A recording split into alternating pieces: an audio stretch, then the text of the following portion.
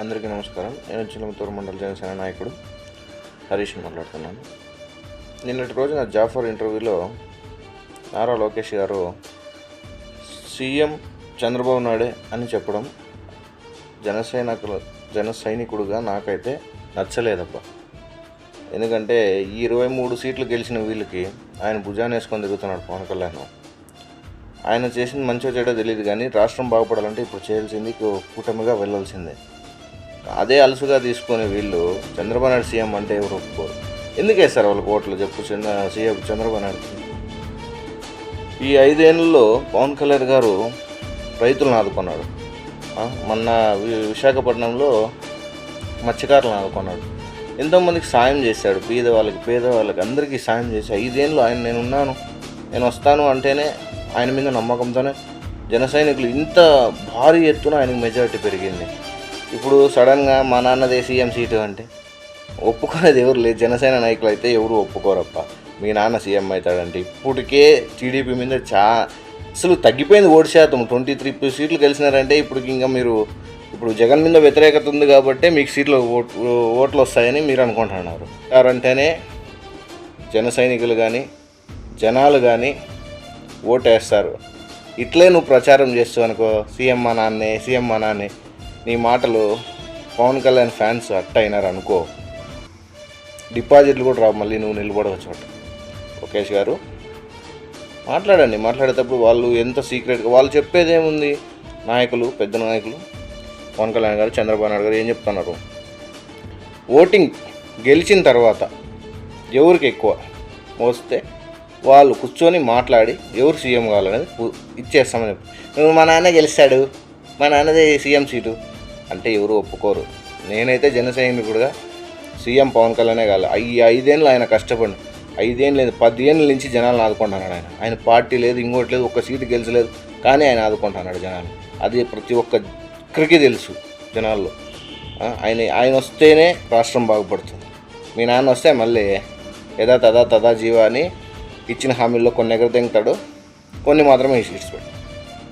అందుకే పవన్ కళ్యాణ్ నిజాయితీ పరుడు కాబట్టి ఆయన నిలబడి ఆయన సీఎం అవుతాడంటేనే జన సైనికునిగా నేనైతే మద్దతు ఇస్తాను.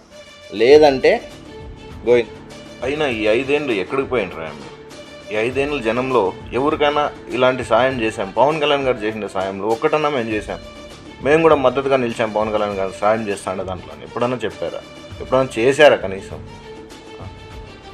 ఇప్పుడు మాత్రం మా నాన్న సీఎం అవుతాడు అంటే నువ్వు నిలబడే చోటు కూడా మళ్ళీ జనసేన తప్పుకుంటే డిపాజిట్లు కూడా రావు.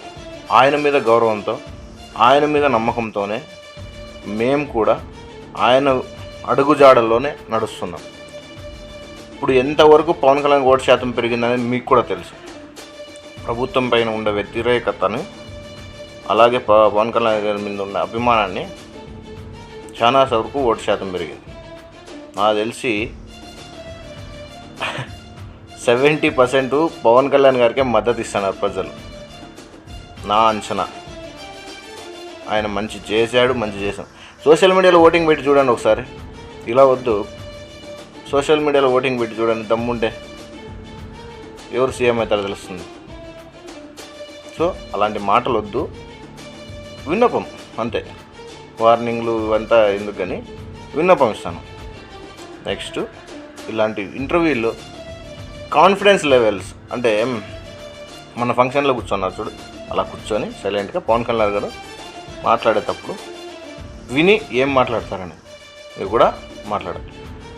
జాఫర్ గారు అడిగిన క్వశ్చన్ అయితే బాగానే ఉంది. ఎవరు సీఎం అనేది అడుగుతారు ఖచ్చితంగా.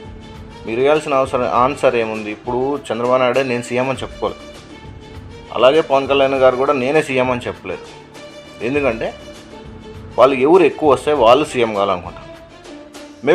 మేబీ 40 సీట్లు వచ్చినాయనుకో జనసేన పార్టీకి, మీకు మద్దతు తెలిసిన అవసరం ఏమి? వైఎస్ఆర్సీపీకి ఇచ్చి ఆయన క్యాండిడేట్ అయిపోతాడులే, ఆయన ఒప్పించుకొని ఆయన సీఎం అయిపోతాడులే.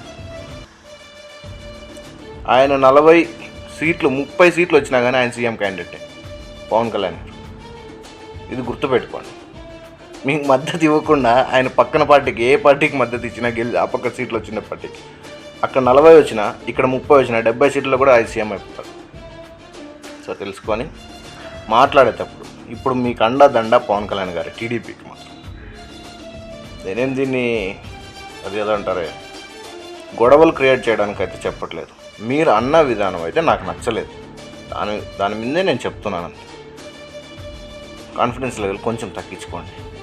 మీ నాన్న సీఎం అవుతారంటే జనాలు కూడా నాకు తెలిసి 70% కూడా ఓటింగ్ వేయరు. ఓట్లకు వేసేదానికి కూడా రారు. ఎందుకులే ఈ ప్రభుత్వాలు వచ్చేది, ఆల్రెడీ 2 ప్రభుత్వాలు చూసినారు, ఇంకా ఎందుకులే అని. ఇప్పుడు ఏదో ఆయన వస్తేనే మేలు అనుకుంటున్నారు కాబట్టి జనాలు కూడా ఓటు వినియోగించడం. కొత్త నాకు తెలిసి నేను అప్లై చేసినది మా ఊర్లోనే ఒక 1000 మెంబర్స్కి అప్లై చేయించాను, 1000 మంది దాకా. ఆ కొత్త ఓటర్ ప్రతి ఓటరు పవన్ కళ్యాణ్ గారికే వేయాలని చెప్పిన. నాతో నేను స్పెసిఫిక్గా అడిగిన ఎవరికి ఓటు వేద్దాం అనుకున్నాను, నెక్స్ట్ కొత్త ఓటు వస్తే పవన్ కళ్యాణ్ గారికి వేయాలి. ఇలా కొత్త ఓటు శాతం పెరిగే కొద్దీ పవన్ కళ్యాణ్ గారికి ఓటు శాతం పెరుగుతుంది. అందులో జనంలో కూడా మార్పు వచ్చింది. వీళ్ళిద్దరినీ చూసినా మూడో వ్యక్తిని చూడాలప్ప ఒకసారి అంటాను. రైతులు కూడా, నేను రైతులతో కూడా మాట్లాడతాను. ఎందుకంటే నాది అక్కడ ఇంటర్నెట్ సెంటర్ ఉంది కాబట్టి ఏదైనా కానీ రైతు పిఎం కిసాన్ కానీ ఇవి కానీ రైతు భరోసాలు కానీ పడినప్పుడు అక్కడికి వస్తూ అంటారు. నేను రైతులతో మాట్లాడదు. ఏ ప్రభుత్వం మా ఊరినే ఒకటే కాదు, నేను బయట వాళ్ళతో కూడా పవన్ కళ్యాణ్ కింద ఎంత అభిమానం ఉంది జనాల్లో అడిగి మరీ తెలుసుకుంటూ ఉంటాను. నాది ఆ పార్టీ అని నేను చెప్పి మరీ ఇది చేయను వాళ్ళని. వాళ్ళ మనసులో ఏముందో జనరల్గా అడిగి తెలుసుకుంటాను. పవన్ కళ్యాణ్కి అయితే ఒక ఛాన్స్ ఇవ్వాలని ప్రజలు అనుకుంటున్నారు. మీ టీడీపీ నాయకులు కూడా అనుకుంటున్నారు అబ్బా కాన్లే అని, ఆయనైనా మాకు మంచిదే అని.